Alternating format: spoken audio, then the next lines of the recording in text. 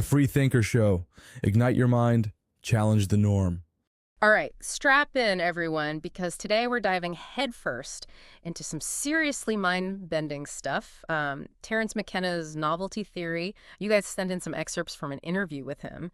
And wow, let me tell you, this theory will make you rethink time, consciousness, pretty much everything you thought you knew about, well, reality. He wasn't afraid to challenge the status quo, that's for sure. No kidding. So the basic idea, if I'm getting this right, is that the universe isn't just randomly going about its business. It's like this novelty-producing engine constantly churning out like more complexity, more connections, building towards something McKenna calls the omega point. Did I sum that up okay? You got it. And the really wild part is that McKenna doesn't see this as some slow, gradual process.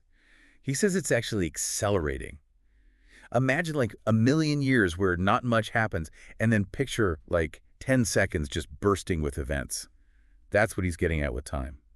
Well, hold on. Time is actually speeding up. How can we even, how do we even get our heads around that? It really challenges that everyday feeling we have of time. You know, like it's this straight line, just ticking away at the same pace forever. McKenna sees it more like a curve, constantly getting steeper, more intense. He points to how quickly things are changing, like with technology, culture, even our understanding of the universe itself. It's like we're on this runaway train of complexity, and it's just gaining speed. And this is where he brings in the I Ching, right? That ancient Chinese system, or am I mixing things up? You're right on the money.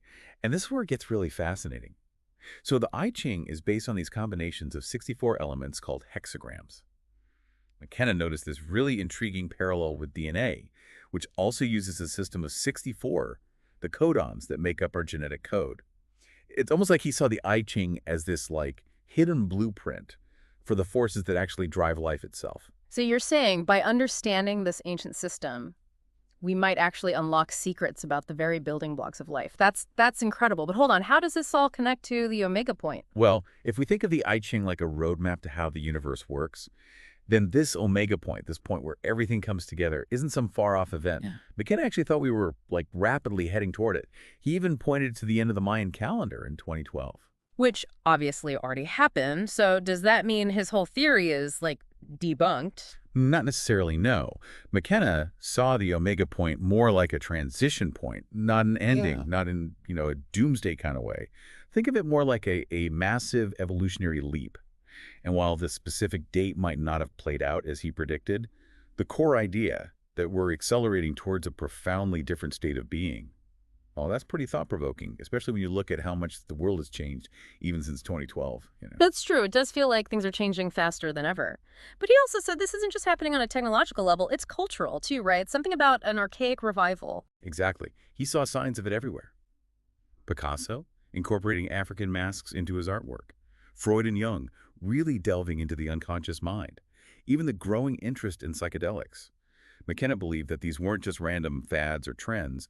It was humanity instinctively reaching back to its roots, tapping into this ancient wisdom, almost as if we were preparing for this huge evolutionary jump. So, like, we're subconsciously picking up on the fact that things are about to get seriously strange.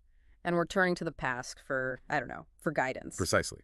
He saw psychedelics as tools for accessing this ancient wisdom. Yeah. Like they could break down the barriers between our conscious and unconscious minds, allowing us to catch a glimpse of this interconnected reality he believed we were evolving toward. Okay, I'm definitely getting some 2001 A Space Odyssey vibes here, but I need a little more to go on. This archaic revival, what's it reviving exactly? Like, what's being revived? Well, he talked about this renewed interest in things like shamanism, ritualistic practices, altered states of consciousness. He believed these practices, common to many ancient cultures, offered a sort of window into how the human mind works and its connection to the cosmos, a connection he believed would only become more important as we got closer to this omega point. So it's not about, like, digging up old artifacts or recreating ancient rituals. It's about understanding the bigger picture, the way ancient cultures looked at consciousness and reality. But if we're really headed towards this huge shift, this merging of everything at the omega point, what does that mean for us as individuals? Do we just buckle up and hope for the best, or? And that's where things get really interesting. McKenna didn't see us as just passive passengers in all of this. Oh, no. He believed that humanity, we are the cutting edge of complexity. We're not just along for the ride. We're active participants in this cosmic acceleration, So we're not just passengers on this train to the omega point. We're actually, like, driving the thing. That's a pretty big responsibility to put on our shoulders, don't you think? It is, and that's where McKenna's ideas really start to make you question what we think about progress, about purpose, all of it. If we're this cutting edge of complexity, like he says, then our choices, the things we value, the things we create, even the things we destroy, they all play a part in this big cosmic equation. So it's not just about inventing the latest gadget or building bigger cities. It's about what we choose to put out into the world and how those creations impact, well, everything. Exactly. He wanted us to really consider, are our actions adding to the richness of the universe, to its diversity? Right. Or are we simplifying, homogenizing, even destroying, all in the name of progress? It's a question worth asking. How can we actually nurture novelty? Okay, now you're really making me think. It's like, if we're the ones building the future, we better be damn sure we like the blueprints. But you mentioned earlier that McKenna also talked about a future where humanity, like, transcends its physical limitations. That sounds like something straight out of science fiction. It does, doesn't it? He actually compared it to those first amphibians crawling out of the ocean and onto land. A risky move, for sure. Terrifying, even. But that leap led to this explosion of new life, new possibilities. And McKenna saw a similar kind of leap ahead for humanity, whether it's through technology, information, maybe even altered states of consciousness. Hold on, are we talking about, like, uploading our minds into computers, becoming, like, digital beings? Because, wow, that's a whole other level of whoa. He definitely played with those ideas. And remember, this was back when virtual reality and AI were just in their early stages. But he saw how limited we are by our physical bodies. And he imagined this future where we could break free from those limitations. Maybe even like stretch time and process information at speeds we can barely imagine right now. So, like, plugging our brains directly into the internet, it's almost like he's talking about a kind of digital immortality. And he connected this back to the archaic revival, too. He said that shamans, mystics, throughout history, they've been tapping into these non-physical realms of information. Through trance, plant medicines, all sorts of practices. It's like they've been getting these glimpses of this future state of being. He believed these practices showed us that reality is interconnected in a way we can barely grasp right now, and that this interconnectedness would become more and more accessible as we got closer to the omega point. So it's not just about merging with technology, it's about merging with a deeper level of awareness, like tapping into a cosmic consciousness or something. Right. McKenna believed that this wouldn't just be for a select few either. He thought that as the universe races toward the omega point, reality itself would become so interconnected, so complex, that we all be caught up in this transformation, whether we were ready for it or not. Okay, now I am starting to feel a little freaked out here. It's like we're strapped to this rocket ship, no brakes, heading straight for this omega point, and we have absolutely no idea what to expect when we get there. And that's exactly why McKenna's ideas are so captivating, even if they make us a little uneasy sometimes. He isn't just laying out a theory. He's painting this picture of a future so vastly different from anything we know that it forces us to confront some pretty big questions. Who are we? Where do we come from? And where in the world we're going? It's like he's saying, hold on tight, folks, because things are about to get a whole lot weirder, but hey, maybe that's not a bad thing. Exactly. He saw all this weirdness, this acceleration of novelty, as a sign that we're on the verge of something truly incredible. Okay, speaking of weird and incredible, you mentioned something earlier about a time wave zero. Ah, yes. We can't forget about that, can we? Now, this is where McKenna's thinking takes a particularly fascinating turn. All right, time wave zero, let's unpack this. This is where things get really cosmic, right? You could definitely say that. Yeah. McKenna, being the math whiz he was, came up with this incredibly complex formula. And he believed it could actually chart the ups and downs of novelty throughout history. Wait, hold on. Like an equation to predict the rise and fall of civilizations? Technological breakthroughs?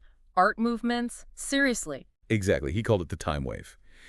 And he believed it showed that history wasn't just random, but moved in these fractal patterns, these patterns of increasing and decreasing novelty, all ultimately leading to, you guessed it, the omega point. Imagine like a fern. It's got that complex, intricate pattern, right? But if you zoom in on any part of it, you'll see that same pattern repeating on a smaller scale. That's a fractal. And McKenna thought history worked the same way, with smaller cycles of novelty kind of nested within larger ones, all building toward this final grand crescendo. And the time wave zero, that represents that final moment. Precisely, the grand finale. It's the peak of the time wave. And get this, according to his calculations, this time wave zero was supposed to happen on December 21st, 2012. Wow. Okay, that's oddly specific, and we're clearly still here. The universe didn't implode on us, so where does that leave his theory? Well, remember, McKenna always saw the omega point as a transition, not an end. So while that specific date might be up for debate, the main idea that we're rapidly moving toward a new era, driven by, well, everything we've been talking about, technology, cultural shifts, our own expanding consciousness, that idea is still pretty powerful, don't you think? So less about a date on a calendar, more about understanding where we're headed. Exactly. And maybe even more importantly, realizing that we're not just along for the ride. If we really are this cutting edge of complexity, our choices, our values, what we do, it all matters in how this unfolds. Think about it. If McKenna was even half right about all this, wouldn't you rather be shaping the future instead of just watching it happen? 100%. Who wants to sit on the sidelines when things are getting this wild? But yeah, you're right. It's a lot of responsibility, almost like we're writing the next chapter of evolution itself. And what a chapter is shaping up to be. Yeah. Artificial intelligence, virtual reality, all these new ways of understanding the human mind. We're entering a realm of possibility that would seem like pure science fiction just a few decades ago. I'm not going to lie, it's a little overwhelming, but also kind of amazing.